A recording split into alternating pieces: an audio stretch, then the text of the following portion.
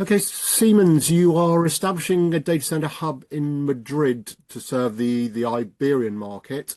And I guess it'd just be good to understand a little bit about the background to the decision. Why now, and what's going on in the region in terms of infrastructure expansion, digital infrastructure expansion. Sure, Phil. Yeah, great question. So I suppose rolling the clock back a little bit, Siemens, we've been in this market now for a good many years. We weren't one of the first movers, but we're certainly one of the movers now, I'd like to think. And when we think about the portfolio and we think about the degree to which our customers want to engage us on an engineering and a design and a technology level, it makes sense for us to bring more support to the market. What we're doing in Madrid for the Iberian market is a really good example of that. So with our competence center in Madrid, we will bring all of the different portfolio and technology disciplines of Siemens together under one team so that we can provide an end-to-end, a coordinated set of technical, commercial, and technology and design solutions to our customers in the Iberian Peninsula. And it mirrors, quite frankly, Phil, it mirrors what we've been doing in other regions anyway. I mean, we've got centers of competence in the Netherlands, in India, Singapore, North America. So wherever we see the market really developing strongly and we get that pull from our customers, we make that investment. Okay, and I suppose just to clarify, it'd be good to understand what you're doing there before and how the hub makes a difference, if you like. So how are you supporting people? Because I guess you obviously have customers there already, which you're supporting, but how does the hub sort of enhance what you're already doing? Yeah.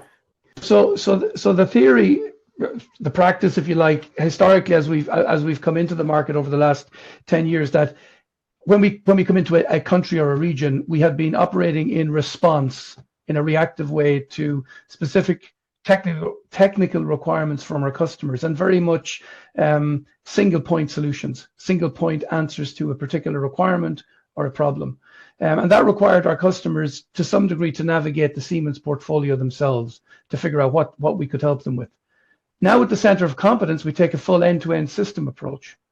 So no longer do we look at the customer from the point of view of individual portfolio opportunities. We look at the customer now across the breadth of their data center ambition, their data center project, their data center program. And we bring all of our experts together under one roof to help them answer that question. And it gives us the opportunity to optimize beyond just a single set of portfolios or solutions. We can optimize end to end. I think as well, customers will find that we will become easier to deal with commercially. We will become easier to navigate from a technology perspective. And we really hope that we can become proactive with our customers as they make their plans and their investments and they go through their design phase, so we can help them design for the future and not just for what they're trying to do today. Okay, and in terms of clearly the Iberian Peninsula is a sort of warm, if not hot market, if you like, at the moment. It's a lot of expansion going on, and you will be supporting that expansion in terms of efficiency optimization and reducing resource consumption. Is that the major focus of your technology solutions, if you like? It's one of our focuses. So there's really three elements that we want to work with our customers on, and then I'll talk about the Iberian opportunity. Number one, we want to make sure that our customers can deliver cost-effective infrastructure, right? That's really, really important to our customers, and that doesn't necessarily mean the cheapest, although sometimes it can mean the least expensive. But cost-effective means that when they're investing, they're getting the impact that they need. So the commercial element is very important. The second thing that's important to our customers is resilience and reliability.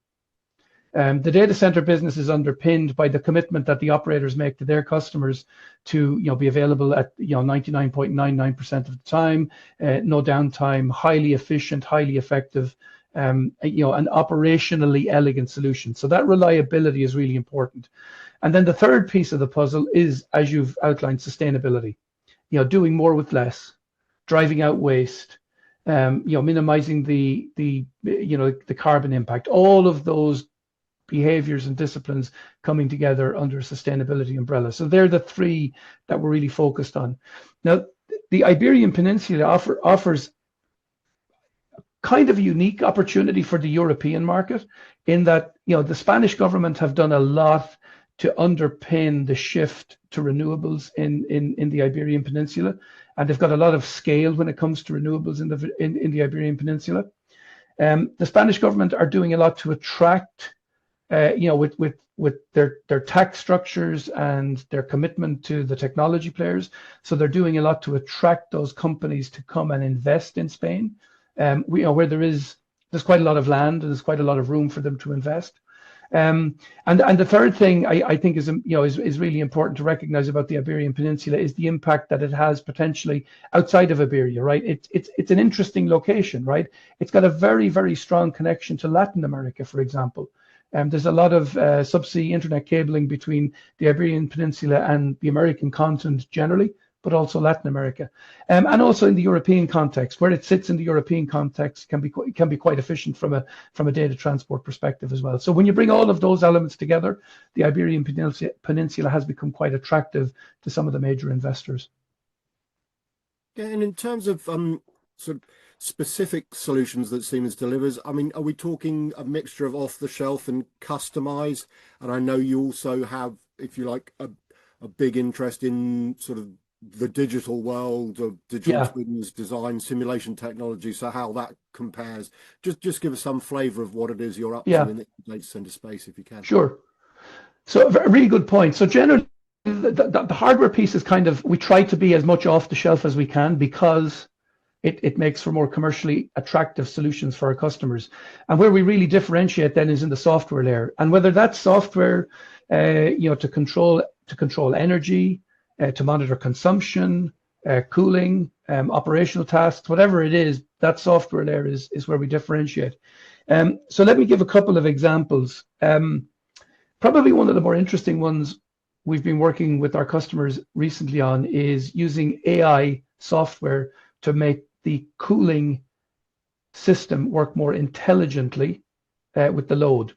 So historically, or in a lot of traditional data centers, you turn on the cooling system and it delivers X amount of cooling, whether the data center needs that amount of cooling at any point in time or not. So it's a very binary system generally. Now with our new system, we call it white space cooling optimization. With our AI-driven system, and we do this in conjunction with a partner, we apply AI machine learning AI logic to the cooling system to allow the cooling system to learn how to most efficiently respond to changes in workload. And we've got really good examples with some of our customers. I'm thinking of Bank of Montreal. I think that's one we can talk publicly about where they saved north of 20% energy consumption on the cooling system, which when you think about it, Phil, for a data center, that can be a lot of money depending on the geography that you're operating in. 20% on the cooling load can be quite a big operational cost. So that would be one example. Another example we have is where we're now bringing the building management and the energy management together under one software stack to allow our customers to be more efficient with their operations staff. So instead of their operations staff having to go to one screen for this and one screen for that and take notes and exchange data, visually exchange data about what's going on, now we bring a customer one view of their operational data center, and it really it helps our customers to be more effective in how they operate the data center, but also it really helps our customers to be more efficient in how they train their operations staff, because they no longer have to be competent or expert on a disparate number of systems. So that's another example. The underlying hardware is still functionally the same, but the software layer helps to differentiate. And a third one that's probably more forward thinking and one that I'm pretty excited about is the concept of digital twin. So that's now where we use all of the operational data to educate an AI-driven twin, and then the customer can use that to model changes in the environment. They might want to model an increase in workload. They might want to model the impact of a particular component failure, or they might want to model their capacity constraints. And what we find in the industry, as we get closer and closer to these big AI workloads, we're seeing that operators are running much, much closer to the theoretical limit of the capacity of their data center. And if they're going to do that, they need to have better understanding of what impacts that limit and what will change the performance of that data center as those limits get closer and closer. And that's what digital twin can really offer these AI factories in the future. Okay, and with digital twin specifically, I mean, as you say, it's a fascinating, exciting topic. I mean, what percentage or how is the industry using it so far? Is it still in its infancy, or are a lot of companies already using it? Or just, I suppose, where is it now, and what's the potential when it comes Yeah. to So there's two ways to answer that question, Phil. If you take the pure view of digital twin, we would contend that it's been used for quite some time, right? So we've got our Samaras platform that does 2D electrical system design, right? It's essentially a digital twin for the design phase, but it's only 2D, but technically it's a digital twin. We've also got our Building X platform, which is based on building information modeling, where now we can bring 3D characteristics of the data center to play, right? So the physical dimensions of switchgear, of servers, of transmission cabling, or whatever it is, and that's been in the construction industry for quite some time. Digital twin has been used by Intel, AMD, NVIDIA for many years now to model the thermal characteristics of the IT stack. So all of these little islands of digital twin have been existing for some time. Now we're talking about bringing it together into one executable model of the specific data center. This is something other industries have been doing for some years, and it's something that the data center industry is relatively new to. But we expect that this is the platform of the future for how highly complex, highly dense AI factories will be run. So yeah, there's a lot of heritage, but we're getting to a point, this new iteration of digital twin is relatively new for the industry. Okay, and you've mentioned AI a couple of times, mainly to do with the way that yourselves, Siemens, are using it, but clearly the data center industry is, I won't say exploding, but it's expanding fairly rapidly to respond to this AI. I guess we can call the AI explosion. Just your thoughts, I suppose, as to how AI and sustainability can coexist, because to a certain extent, the power demands of AI are sort of not very sustainable on the face of it. So just your thoughts as to how those two priorities are going to evolve over the coming years. Yeah, honestly, right now for the industry, it's a real dichotomy, and we saw that as the AI workloads really started to pick up pace towards the back end of last year. We saw some major players in the market coming forward and saying that they were going to struggle to maintain their sustainability trajectory. So there's a couple of dimensions here. Number one, I think yes, in the short term, AI is going to probably create the need for more fossil fuels in consumption by the data center industry as the renewable energy industry catches up, right? And I think there's a lot of evidence and a lot of good indications that over the medium term, the availability of renewable energy will indeed catch up with the AI workload. So that's one element of it. The second thing is, AI and how we run data centers is going to evolve. AI is probably going to enable certainly large-scale data center operators to do things more efficiently. So that will have a positive effect on the overall consumption. And I think that's a really important dimension of how we position the AI industry in the future. If we accept that we're going to have this period of time where renewables have to catch up, and we can talk about what renewables look like, then in the meantime, let's be as efficient as we can with what we have to use. Then the third piece of it is a little bit longer term, but if you look at the, let's say, the transaction per watt of some of these new AI workloads, they're super efficient for certain workloads. And it'll be interesting to see how that efficiency starts to spread into other parts of the industry. So overall, I think in the short term, yes, we've got an issue with more fossil fuels coming into the industry that we need to work with the renewables industries and the utilities to help resolve. And then in the medium long term, I think AI will have a positive impact on the workloads and the efficiency of the workloads, whether it's how we run the data center or what we do with the data centers, that will make things better. But I would also say this: we can't build data centers without having some impact.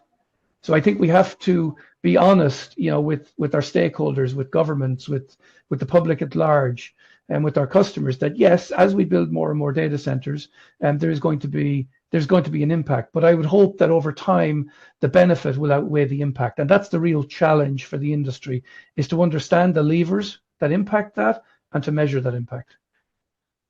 Yeah, and do you think the industry could be more on the front foot when it comes to, because clearly most of this expansion is in response to, we all want more digital devices consumption, we all like using chat GPT, etc.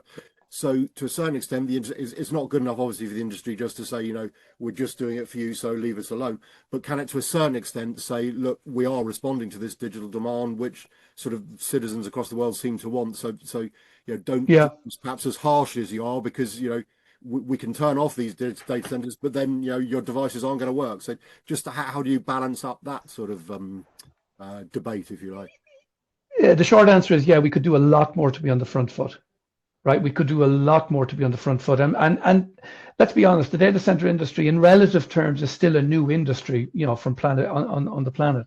But let's think about some of the really practical things that we could do as an industry. I think the one that jumps out to me first is the fact that a lot of the renewable investment that we've had across the world over the last 5-10 years has been underwritten by the data center industry, right? It's been in response to data center industry. Now, obviously that is providing power to the data center industry, but it's also providing power to adjacent industries. It's providing an energy future for everybody. The data center industry is underwriting it in the short term, but in the long term, the data center industry has been the catalyst to really help us do more with renewables. And if you look at some of the data from the IEA, even recently, they're talking about, there's like 200 gigawatts of renewable energy planned to come online over the next 2 or 3 years. We can validate the number precisely, but it's significant. And I think the data center industry hasn't done enough to explain to the public at large and stakeholders how we are really working hard to enable the renewable industry. So that's the first thing. The second thing that the industry is doing a lot more of relates to the communities that they build in. So a lot of the communities are very welcoming of data centers, because it brings employment, it brings new opportunities for communities to develop new industries, and to your point, it brings new ways of doing things from your smartphone. But some communities not so much. And where I live in Ireland, for example, there's been a lot of pushback on the data center industry, because people feel that the data center industry is coming to take all the energy, all the power. And that's simply not the case, right? It's not the case. It is a fact that where I live in Dublin, a lot of energy is consumed by the data center industry, but it's one of our core industries. I mean, the relationship between industrial and residential electricity is still about the same as it is in every other OECD country. And we haven't done a good job of explaining that or engaging with communities to make sure they understand that. And then the last thing that I think you'll see more of the industry doing is it relates to engaging with young people through education, right? Through apprenticeships, making sure that people see the data center industry not as some nebulous that happens over there, I can't participate, but more that the data center industry is in my region, in my neighborhood. This is a career path for me, because there's a lot of really interesting and exciting jobs, and there's going to be more. Right, there's absolutely going to be more, and I think that our industry. I talk to people in our industry. We're crying out for talent, so we can fix that as well as part of this. So yeah, I think we can do more.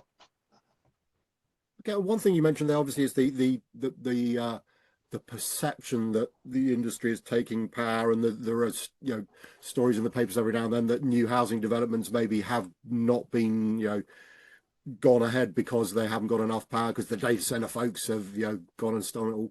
But I know the data center industry has a big positive role to play, as you said, whether it's through power purchase agreements, but also I think something that Siemens is interested in, grid interactivity, and just ways in which the industry can become a part of it. Clearly they won't lose sight of the fact that data centers are there for a particular reason, but they can become part of the debate of renewing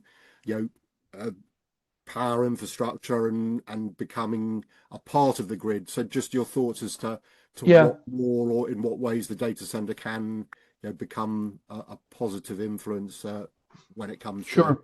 sort of grid infrastructure, which we know certainly in Europe is needing quite a lot of renewal at the current time, should we say? Yeah. Yeah, you're spot on. You're spot on, Phil. I mean, I think a lot of the challenge, certainly in Europe and perhaps in some of the other regions as well, is it's not necessarily our ability or the ability to generate electricity. It's more the ability to get it where it needs to get to, right? So the transmission grid, and you know, I see a lot of innovation, you know, in terms of how the data center industry is now engaging through PPAs, but other commercial instruments, and with the utilities to provide, you know, spinning reserve, right? So where the energy storage at data centers might be used for the benefit of the community at large. Demand response, you know, where some of the backup generation capacity that a data center might have can be used at times of grid constraint. You know, that would be a really obvious one. You know, we got to have legislative instruments and commercial models to make that work, but that would be an obvious one. And then, you know, more holistically, that the data center is seen less of a consumer and more of a participant in the grid. And I think, you know, if I look at what's happening, certainly broader than Europe, around the world, we see a lot of major data center operators investing now in on-site generation. And I would argue that if that investment is only ever for the data center, it's a missed opportunity. And I give you an example. I mean, you can have a country like the UK, for example, you know, perhaps arguably some of the additional major power plant infrastructure that needs to be built, maybe it could be built a different way if industrial resources with capacity were able to be leveraged and come on stream on demand more often. So a lot of times countries are building power generation capacity to deal with a peak as opposed to a base load. Data centers can be part of the base load, which in time will obviate the need to manage so many peaks. Okay, and one other thing I was keen to follow up, because I was actually, funny enough, I was at DCW in Frankfurt and had a quick look, but not a long enough look. But I think you launched, along with partners, a modular data center. So Yeah, it'd be good to understand, because I guess most people think of modular data centers as a sort of containerized, you know, thing that's delivered on site and plugged in and all that. yeah. But I know from seeing pictures of yours, it's shall we say, a rather more elegant solution, certainly visually. So Yeah. tell us the thinking behind that and the, you know, the partners you're working with, if you can. Yeah. So Siemens has a very long history of working with the concept of modular infrastructure. We would use terms like e-houses for electrical houses. So, you know, going back, you know, decades with the oil and gas industry and the mining industry, there's always been a need to deliver power infrastructure prefabricated, pre-built offsite and deliver it in a box, ostensibly a shipping container back in the day. And that was a very well proven model for managing quality, managing costs, and managing speed to market. And we brought that experience into the data center industry some years ago, and we do it with out of our competence center in the Netherlands and in India and in the US. There was a really good example we spoke publicly about with Compass Data Center, and that's specifically for power modules. So beside the power modules, now you've got this need for the IT module, because the IT guys, quite frankly, have seen what the power guys have been doing so efficiently, and they've said, we'll have some of that. So now we're working with our partners to build IT modules that can sit with our power modules. So we will have projects with customers around the world where they'll buy X number of power modules to deliver the power and infrastructure to the site, and then they'll buy a number of IT modules. And we will always do the IT modules with our partners, because the IT modules it's a different discipline. Let's put it that way. A lot of the skills and experience we have for big power modules doesn't easily transfer into IT modules. So we're very happy to work with people like Cadalto. And that was the announcement you saw recently, where we will provide the electrical infrastructure for their IT modules, but they will provide the overall IT module. And you're right, Phil, it looks more elegant, right? They're not constrained by having to build something that will fit on a nicer shipping truck, right? So they do all the design offsite, they ship all the parts, and instead of having to spend, you know, 3, 4, 5 months at site building with steel and concrete, it becomes an assembly project, and it's quite robust. They're all IP rated. And there's quite a lot of examples now around the world, where they've been used for many, many years. We see modularity both in power and in IT as a really big part of how this industry is going to expand in the future. Okay, and that's not me. I mentioned the word future. Perhaps just in finishing, be good to understand. I imagine that our original sort of entry into the conversation around the hubs that others will come into being over time. But anything else you can share as to sort of Siemens' direction of travel in the data centers? It's obviously an exciting industry. Siemens has a sort of great pedigree in it. But anything you can share as to sort of what more we might expect from yourselves over the coming months and years? Yeah, actually, the last question is a nice lead in there, Phil, because look, when we look to the future, a big part of how we look to the future is with partners.